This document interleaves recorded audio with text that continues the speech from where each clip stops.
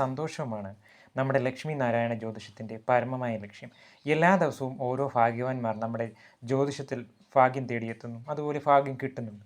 ധാരാളം ആൾക്കാർക്ക് ചൂതാട്ടത്തിൽ ലോട്ടറിയിലൂടെ സമ്മാനം നേടുന്നുണ്ട്. അതുപോലെ തന്നെ നമ്മുടെ ജ്യോതിഷത്തിൽ ഫലമായി ധാരാളം ആൾക്കാർക്ക് ജോലി ലഭിക്കുന്നുണ്ട്.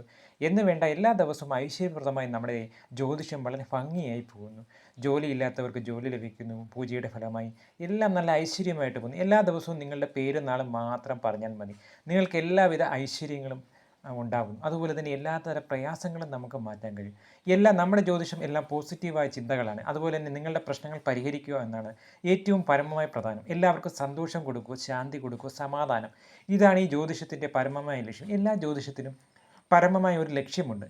നമ്മുടെ ലക്ഷ്യം എല്ലാവർക്കും സന്തോഷം കൊടുക്കുക എന്നും അതുപോലെ തന്നെ അവരുടെ പ്രശ്നങ്ങൾ പരിഹരിക്കുക, അതിനുവേണ്ടി പൂജകൾ ചെയ്യുക എന്നുള്ളതാണ് ഏറ്റവും പ്രധാനം. ശിവപൂജ, വിഷ്ണു പൂജ, കുബേരപൂജ, ലക്ഷ്മി പൂജ, ഭൈരവ പൂജ, നമുക്ക് എല്ലാവിധ ശനി പൂജ, എല്ലാ പൂജകളും നവഗ്രഹങ്ങൾക്ക് വേണ്ടി പൂജകൾ, അങ്ങനെ എല്ലാ കാര്യങ്ങൾക്കും വേണ്ടി നമ്മൾ പൂജകൾ ചെയ്യുന്നു. നിങ്ങൾ ചെയ്യേണ്ട ഇത്ര മാത്രം. നിങ്ങളുടെ പേരും നാളും മാത്രം കമൻറ്റ് ബോക്സിൽ ഇട്ടാൽ മതി. നിങ്ങൾക്ക് എല്ലാവിധ ഐശ്വര്യങ്ങളും ഉണ്ടാകും.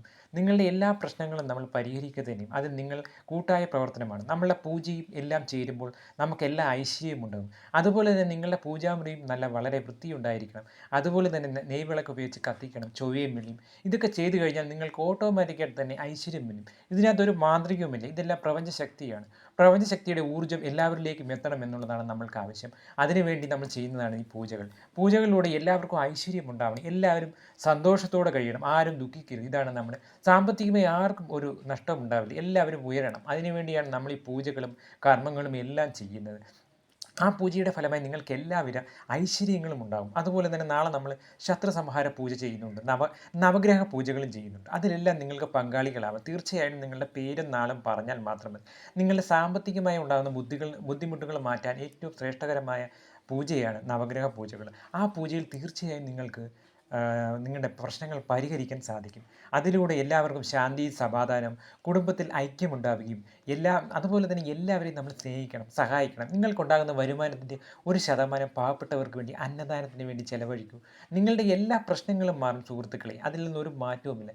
ഈ തിരുമേനിക്ക് ഏതെല്ലാം കാര്യങ്ങൾക്ക് വേണ്ടി പണം ചെലവഴിക്കുന്നു? പാവപ്പെട്ടവർക്ക് വേണ്ടി അന്നദാനം കൊടുക്കാൻ, എല്ലാം നമ്മൾക്ക് കിട്ടുന്ന വരുമാനമെല്ലാം പാവപ്പെട്ടവർക്ക് വേണ്ടി കൊടുക്കുന്നു. അവരെ സ്നേഹിക്കുന്നു, സഹായിക്കുന്നു. ഇതൊക്കെയാണ് നമ്മുടെ പരമമായ ലക്ഷ്യവും വിജയവും എല്ലാം. ഈ പൂജയുടെ ഫലമായി എല്ലാവർക്കും എല്ലാവിധ ഐശ്വര്യങ്ങളും ഉണ്ടാകണം എന്നാണ് നമ്മൾ ആഗ്രഹിക്കുന്നത്. അതുപോലെ തന്നെ ഇന്ന് നമ്മൾ പറയാൻ പോകുന്ന ഒരു സബ്ജക്റ്റ് പ്രധാനമായി ഒരു സംഖ്യയെക്കുറിച്ചാണ്. സംഖ്യ എന്ന് വെച്ചാൽ നിങ്ങളുടെ പൂജാമുറിയിൽ 1, 5, 8, 9, 10 ഈ നമ്പറുകൾ എഴുതി വെക്കുക. ഈ നമ്പറുകൾക്ക് പ്രത്യേകതയുണ്ട്. കാരണം എല്ലാ ശുഭകാര്യങ്ങൾക്കും നമ്മൾ 1 ഉപയോഗിക്കുന്നത്. അതുപോലെ തന്നെ 5 എന്ന് പറഞ്ഞാൽ കുബേരൻ ജനിച്ച മാസമാണ് 5. അതുപോലെ തന്നെ ഐശ്വര്യപ്രദമായി 8 ഭഗവാൻ അഷ്ടമത്തിലുള്ളതാണ്. അതുപോലെ തന്നെ 9 ഐശ്വര്യത്തിൻ്റെ നമ്പറാണ്. 10 ഇതൊക്കെ ഐശ്വര്യത്തിൻ്റെ നമ്പറുകളാണ്. ഈ നമ്പറുകൾ നിങ്ങളെല്ലാം നിങ്ങളുടെ പൂജാമുറിയിൽ എഴുതി വെക്കണം.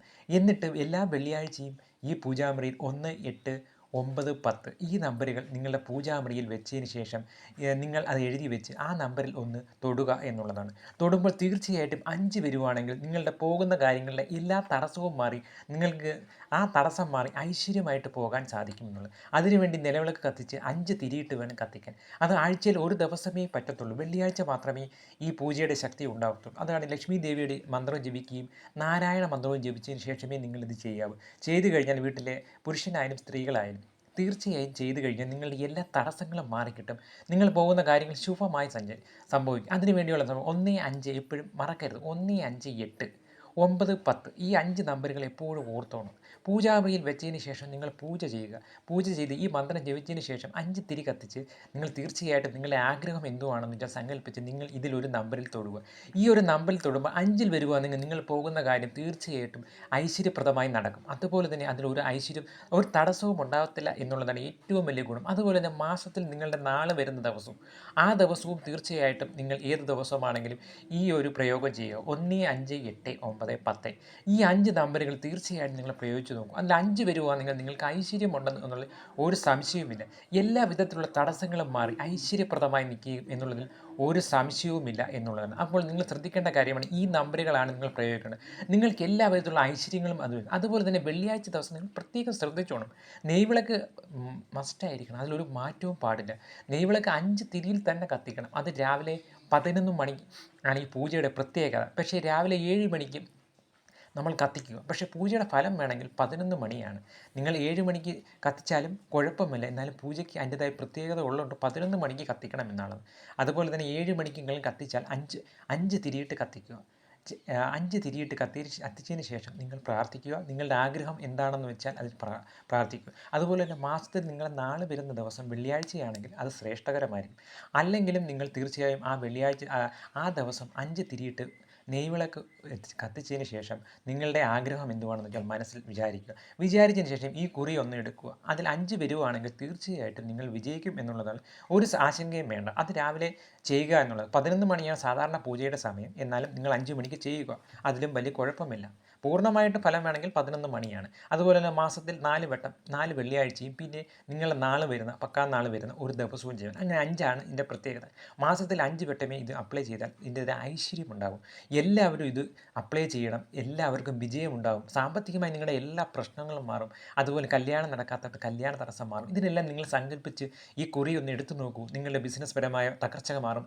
എല്ലാ പ്രശ്നങ്ങളും മാറും. നിങ്ങൾക്ക് എല്ലാവരും ജോലിയില്ലാത്തവർക്ക് ജോലി ലഭിക്കും. എല്ലാത്തിനും ഈ കുറിയാണ് പരിഹാരം. അതുപോലെ തന്നെ മന്ത്രങ്ങളും നമ്മളിവിടെ പൂജ ചെയ്യും. നിങ്ങൾ അവിടെ മന്ത്രങ്ങൾ ജപിക്കണം. ഇത് രണ്ടുമാകുമ്പോൾ കൂട്ടായ പ്രവർത്തനമാകുമ്പോൾ നമുക്ക് എല്ലാ വിധത്തിലുള്ള വിജയം എല്ലാവർക്കും ഉണ്ടാകും. ശാന്തിയും സമാധാനവും ഉണ്ടാകും. അതുകൊണ്ട് ഈ നമ്പർ എപ്പോഴും മറക്കരുത്. 158 910 ഈ നമ്പറുകൾ എപ്പോഴും നിങ്ങളുടെ വിജയത്തിന് അടിസ്ഥാനമായിരിക്കും. നിങ്ങൾ ദേവിയെയും ദേവനെയും സങ്കല്പിക്കുക. ഓം നമോ നാരായണ എന്ന മന്ത്രം എപ്പോഴും ജപിക്കാൻ ശ്രമിക്കുക. കിട്ടുന്ന സമയങ്ങളിലെല്ലാം ചൊവ്വയും വെള്ളിയും മറക്കരുത്. അതുപോലെ ലക്ഷ്മിയുടെ അഷ്ടോത്തരം എപ്പോഴും വെള്ളിയാഴ്ച ജപിക്കണം. നിങ്ങളുടെ വീട്ടിൽ ഒരിക്കലും ദാരിദ്ര്യം വരുത്തില്ല എന്നുള്ളതിൽ ഉറപ്പിച്ച് പറയാവുന്ന കാര്യങ്ങൾ. അതുപോലെ തന്നെ നമ്മുടെ ചാനൽ സബ്സ്ക്രൈബ് ചെയ്യണം. കൂടുതൽ ആളുകളെ നിങ്ങൾ ഇതിലേക്ക് കൊണ്ടുവരികയും അവരിൽ നന്മയിലേക്ക് വരുത്താനും നമ്മൾ ശ്രമിക്കണം. എല്ലാവരിലേക്കും ഇത് എത്തിക്കുക എന്നുള്ളതാണ് നമ്മുടെ പരമമായ ലക്ഷ്യം. എല്ലാവരും നിങ്ങൾ ഇതിലേക്ക് കൊണ്ടുവരിക. തീർച്ചയായിട്ടും ചാനലിൽ കമൻറ്റ് ബോക്സിൽ നിങ്ങളുടെ പേരും നാളും മറക്കാതെ ഇടാൻ എപ്പോഴും ശ്രദ്ധിക്കണം. എല്ലാവർക്കും എല്ലാ ഐശ്വര്യവും ലക്ഷ്മി ദേവി നാരായണൻ തരട്ടെ. ഓം നമോ നാരായണ. ഓം ലക്ഷ്മി നാരായണ.